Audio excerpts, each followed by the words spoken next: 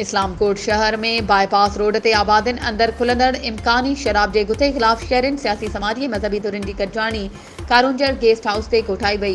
गॾिजाणी में मौलवी अब्दुल ख़ालिक जुणेजो, मौलवी दिलावर समेजो, बाई खान, वसाए पोटो, अब्दुल गनी बजीर, सैयद भूरल शाह, सनाउल्ला रहमू, मोहसिन लंजू, शरफ सम्मो, अली नवाज मेहरान पोटो, नवाज सुमरो, इमाम अली दर्स, जवान मोहम्मद खासकेली, जुमन जुणेजो समेत ॿियनि वॾे अंग में शिरकत कंदे हर सूरत में गुते जे ख़िलाफ़ जिदोजहद तेज़ करण जो ऐलान कयो।